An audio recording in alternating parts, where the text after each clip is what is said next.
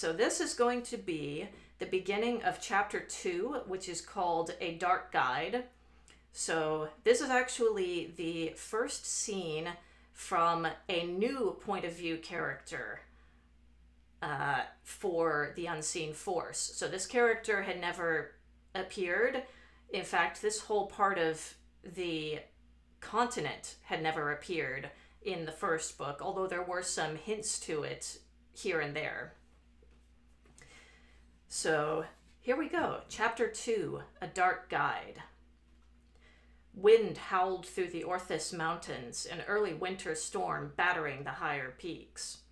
Snow lanced through the air, eddying into crevices and veiling distant peaks and passes behind a wall of gray-white.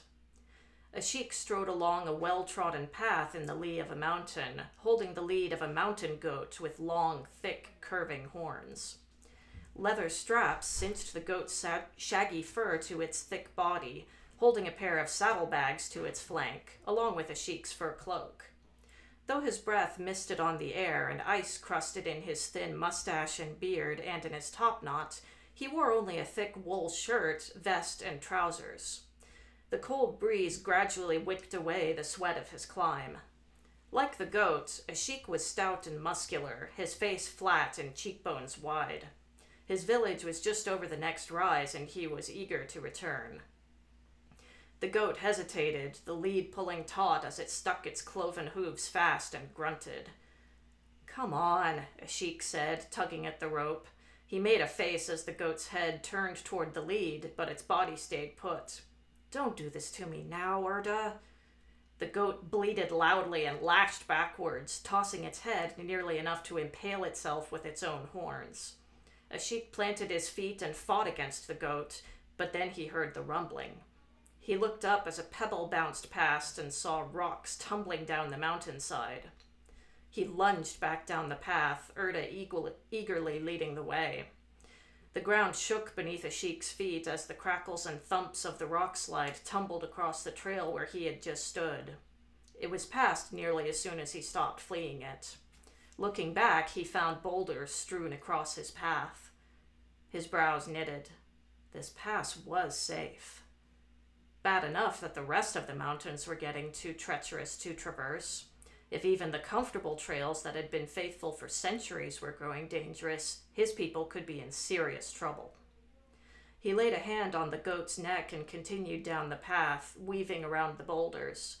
This time, Urda followed obediently. A sheik had just rounded another bend when he heard a call through the whistling wind. "A sheik! A sheik!" Peering through the wet snow, he found a woman with ropey muscles standing on the next rise, dark braid blowing in the wind. He raised his arm as high as he could and swung it wide back and forth. Her face turned toward him. "A sheik! There you are!" She skidded down the hill toward him. "What is it, Shaka?" a sheik asked as she came close, slowing her descent. Shaka leaned to the side to examine the goat's saddlebags, a smirk on her face. "So, what did you catch?" "Weasels and shrews and one buzzard." He threw the goat's lead at her and she stumbled to catch it. "At least I found that laurel grandmother told me about." They began climbing the rise. "My brother, the fierce hunter of small rodents." He shoved a fist against her shoulder. Shaka grinned. "I can see you're taking my archery lessons to heart." A sheik tilted his chin up and shook his head. "Well, it's not like there's any trading to be done these days." "Then I guess it's a good thing I'm here to tell you that the Uniter has already arrived." He snapped his gaze to her. "What?" Her grin widened. Leaning forward, a sheik sprinted up the rise, the cold air biting his lungs as he climbed. He soon reached the top and looked down. The familiar valley opened up below.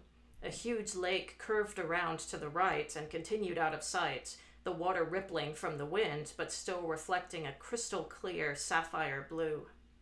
To the left, mostly harvested fields lay dark with turned soil, ready to sit out the long winter. Everywhere he looked, sheep, goats, and huge woolly Murok cattle grazed, heedless of the snow drifting over the valley and collecting on their backs. Straight ahead lay the village of Caledon, a collection of flat stone buildings along the lakeshore. From this height, a sheik could just see several people standing in the courtyard at the center of the village, watching the wide path down, coming through the mountains from the far side.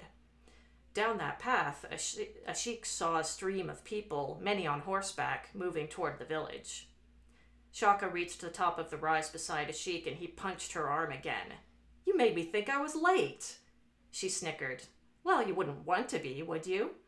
You're insufferable. Come on, let's go see." She skipped down the steep path, the goat nimbly trotting behind her. A sheik followed her with a smile and a shake of his head. They both kept up a light jog across the open grass toward the village.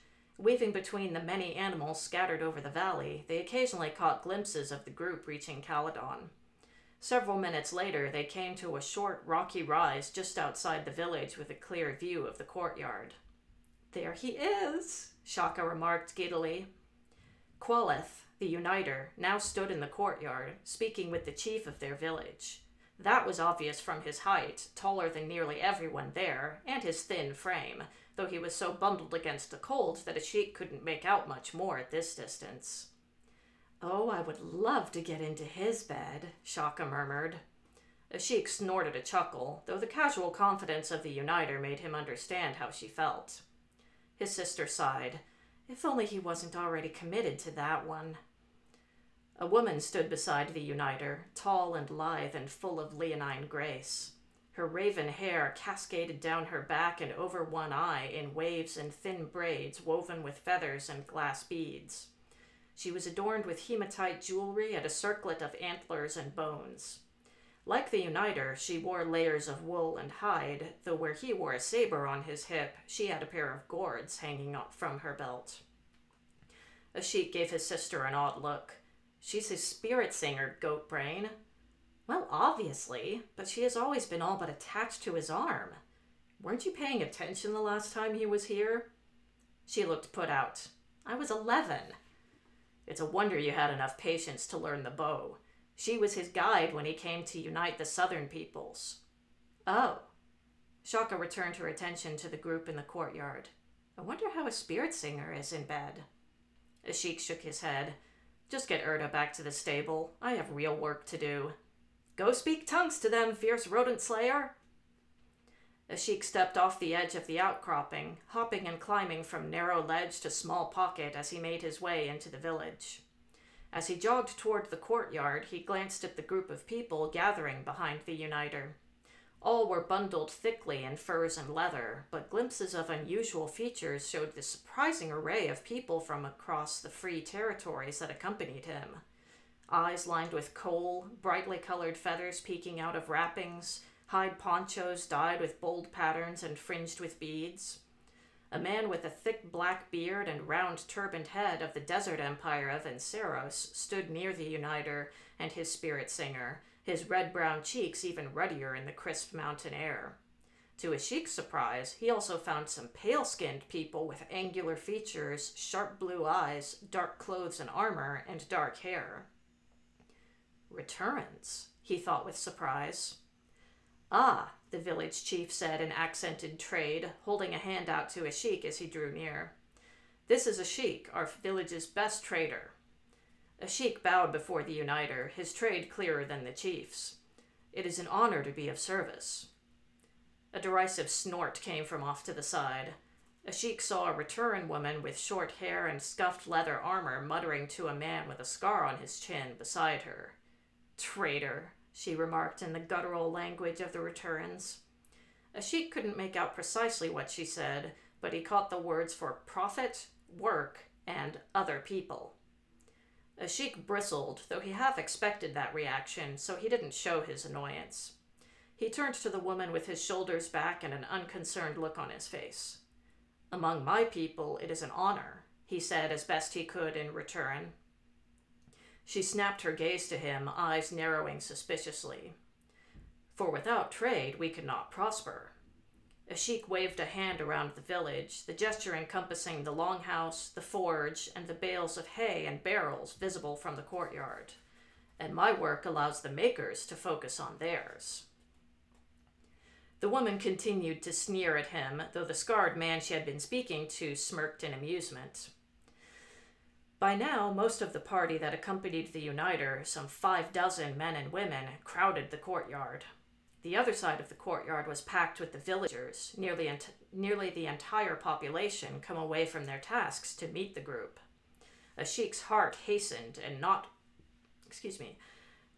from the chill that began to seep through his wool. A message alerting them to the uniter's approach had come over a moon turn ago. It didn't say why he was coming, but looking at the people he led, a sheik was sure that he could guess their purpose. He recognized each of these peoples and had lived among many of them. They were warriors, the most dangerous that called the free lands home. Their appearances said that to a sheik more than the glimpses he saw of spears, swords, cudgels, and unstrung bows. There weren't many reasons the uniter would need to travel all the way to Caledon with such a force. A sheik knew the next moments would change his life forever. "People of Caledon," the uniter announced in clear, barely accented trade, "I come to you today with grave news." He held his hand out to the man from Enceros. "This is Ayat al-Hashid of the Desert Empire. He fled his home for sanctuary within the free lands, but when I heard his tale, I knew we had to act immediately." He nodded to Ayat, and the turbaned man stepped forward. "My home was attacked," Ayat announced in deep, rolling trade, "by a huge force out of Adan, far to the west, that calls itself the Army of Light. I faced one of their knights as they ran through my town, and he was eager to tell me of their crusade. They fight for their gods of light and mean to wipe out all traces of other gods and the people who worship them." Murmurs began among the villagers, standing behind a sheik and the chief, though the warriors stood still as Ayat spoke. "They call us heathens and you all worse. Leading them is a creature out of their fables, a servant of their gods with the body of a woman and the head of a fox with golden hair." The sheik drew in a breath. "The Malak." The chief turned to him. "A sheik?" "I heard of this creature when last I ventured over the mountains. The stories say she has great power over living things and single-handedly assaulted the capital of Phaneria, leveling many buildings and killing many." He faced the chief. "He speaks true. She is cruel, but has inspired great adoration for their burning gods. She could do this." "Did you see her?" one of the villagers called out. "No," answered Ayat, "but the forces that outnumbered us fought in her name. They showed no mercy. My brothers and I, we were lucky to flee, but not before we saw those who surrendered being killed where they knelt, even the women and children." An uproar rose among the villagers, and the chief raised a hand for silence. "The Army of Light grows larger every day," Ayat continued. "It promises nothing but death and destruction." His gaze darkened. "Their knight told me they vow to rend the earth beneath the feet of those who give false idolatry to any but the true gods." Gasps, murmurs, and exclamations rang out through the villagers. A sheik's eyes widened. "You can see," said the uniter, "why we took Ayat's tale to heart." "All the upheaval in the mountains over the last years," a sheik uttered.